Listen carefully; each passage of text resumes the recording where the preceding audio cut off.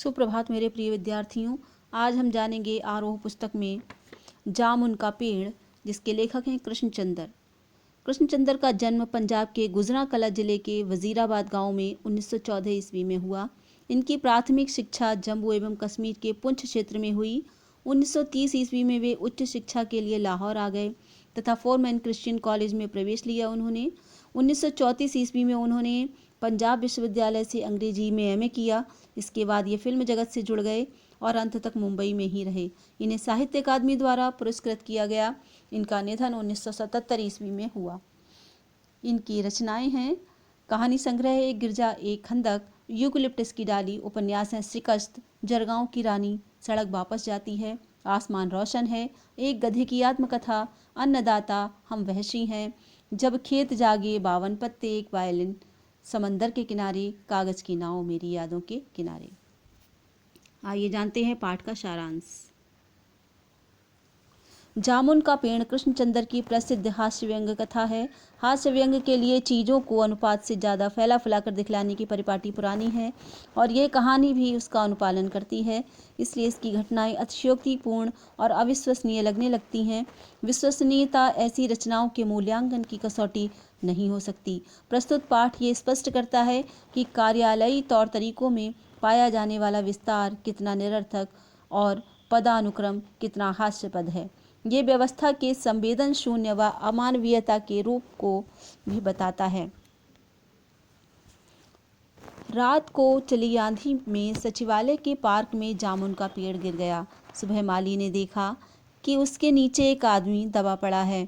उसने ये सूचना तुरंत चपरासी को दी। इस तरह मिनटों में दबे आदमी के पास भीड़ इकट्ठी हो गई। क्लर्कों को रसीले जामुनों की याद आ रही थी। तभी माली ने आदमी के बारे में पूछा। उन्हें उस आदमी के जीवित होने में संदेह था। तभी वह दबा आदमी बोल पड़ा। माली ने पेड़ हटाने का सुझाव दिया, परंतु सुपरिंटेंडेंट ने अपने ऊपर के अधिकारी से पूछने की बात कही। इस तरह बात deputy secretary, joint secretary, chief secretary, minister के पास पहुंची। मंत्री ने चीफ सेक्रेटरी से कुछ कहा और उसी क्रम में बात नीचे तक पहुंची और फाइल चलती रही। दोपहर को भीड़ इकट्ठी हो गई। कुछ मनचले क्लर्क सरकारी इजाज़त के बिना पेड़ हटाना चाहते थे। तभी सुपरिंटेंडेंट फाइल लेकर भागा भागा आया और कहा कि यह काम कृषि विभाग का है, वह उन्हें फाइल भेज रहा है। कृषि विभाग ने पेड़ हटवाने की जिम्मेदारी व्यापार विभाग पर डाल दी। व्यापार विभाग ने कृषि विभाग पर जिम्मेदारी डालकर अपना पल्ला झाड़ लिया। दूसरे दिन भी फाइल चलती रही। शाम को इस मामले को हार्टिकल्चर विभाग के पास भेजने का फैसला किया गया, क्योंकि यह फलदार पेड़ है। रात को माली ने दबे आदमी को दाल भात खिलाया, जबकि उसके चारों तरफ पुलिस का पहरा था। माली ने उसके परिवार के बारे में पूछा तो दबे हुए आदमी ने स्वयं को लावारिस बताया। तीसरे दिन हार्टिकल्चर विभाग से जवाब आया कि आजकल पेड़ लगाओ स्कीम जोर शोर से चल रही है, अतः जामुन के पेड़ को काटने की इजाज़त नहीं दी जा सकती। एक मनचले ने आदमी को काटने की बात की, इससे पेड़ बच जाएगा। दबे हुए आदमी ने इस पर आपत्ति की कि ऐसे तो वह मर जाएगा। आदमी काटने वाले ने अपना तर्क दिया कि आजकल प्लास्टिक सर्जरी उन्नति कर चुकी है। यदि आदमी को बीच में से काट कर निकाल लिया जाए तो प्लास्टिक सर्जरी से जोड़ा जा सकता है। इस बात पर फाइल मेडिकल विभाग भेजी गई। वहां से रिपोर्ट आई कि सारी जांच पड़ताल करके पता चला कि प्लास्टिक सर्जरी तो हो सकती है, किंतु आदमी मर जाएगा, अतः यह फैसला रद्द हो गया।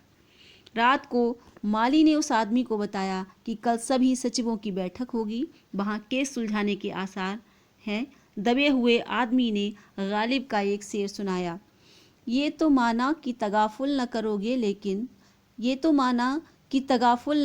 लेकिन खाक हो जाएंगे हम तुमको खबर होने तक। तो छात्रों, तगाफुल कहते हैं उपेक्षा के लिए। यह सुनकर माली हैरान हो गया। आदमी के शायर होने की बात सारे सचिवालय में फैल गई। फिर यह चर्चा शहर में फैल गई और तरह तरह के कवि व शायर वहाँ इकट्ठे हो गए। वे सभी अपनी रचनाएं सुनाने लगे। कई क्लर्क उस आदमी से अपनी कविता पर आलोचना करने को मजबूर करने लगे। जब यह पता चला कि दबा हुआ व्यक्ति कवि है तो सब कमेटी ने यह मामला कल्चरल डिपार्टमेंट को सौंप दिया। साहित्य अकादमी के सचिव के पास फाइल पहुंची। सचिव ने उसी समय आदमी का इंटरव्यू लेने कुछ व्यक्तियों को भेजा। दबे हुए आदमी ने बताया कि उसका उपनाम ओस है तथा कुछ दिन पहले उसका लिखा हुआ ओस के फूल गद्य संग्रह प्रकाशित हुआ है। सचिव ने आश्चर्य जताया कि इतना बड़ा लेखक उनकी अकादमी का सदस्य नहीं है। आदमी ने कहा कि मुझे पेड़ के नीचे से निकालिए। सचिव ने उसे आश्वासन दिया और वह चला गया। अगले दिन सचिवालय ने उसे साहित्य अकादमी का सदस्य चुनने जाने की बधाई दी। आदमी ने उसे पेड़ के नीचे से निकालने की प्रार्थना की तो उसने असमर्थता जताई। उसने कहा कि यदि तुम मर गए तो वे उसकी बीवी को वजीफा दे सकते हैं। उनके विभाग का संबंध सिर्फ कल्चर से है। पेड़ काटने का काम आरी कुल्हाड़ी से होगा। वन विभाग को लिख दिया गया है। शाम को माली ने बताया कि कल वन विभाग वाले पेड़ काट देंगे। माली खुश था। दबे हुए आदमी का स्वास्थ्य जवाब दे रहा था। दूसरे दिन वन विभाग के लोग आरी कुल्हाड़ी लेकर आए तो विदेश विभाग के आदेश से ये कार्य रोक दिया गया। ये पेड़ पीटोनिया राज्य के प्रधानमंत्री के सचिवालय में 10 साल पहले लगाया था।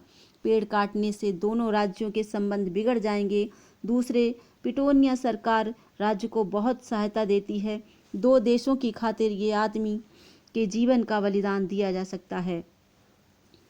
अंडर सेक्रेटरी ने बताया कि प्रधानमंत्री विदेश दौरे से सुबह वापस आ गए हैं। अब वे ही निर्णय देंगे। शाम के 5 बजे स्वयं सुपरिंटेंडेंट कवि की फाइल लेकर आया और चिल्लाया कि प्रधानमंत्री ने सारी जिम्मेदारी स्वयं लेते हुए पेड़ काटने की अनुमति दे दी। कल यह पेड़ काट दिया जाएगा। तुम्हारी फाइल पूरी हो गई। परंतु कवि का हाथ ठंडा था। उसके जीवन की फाइल जो थी वो पूरी हो गई थी। तो छात्रों, ये तो था जामुन के पेड़ का सारांश। इसको ध्यान से पढ़िए और समझिए। आज के लिए इतना ही छात्रों। आप खुश रहें, प्रसन्न रहें, निरोगी रहें। इसी मंगल कामना के साथ अगली कक्षा में पुनः मिलेंगे। धन्यवाद।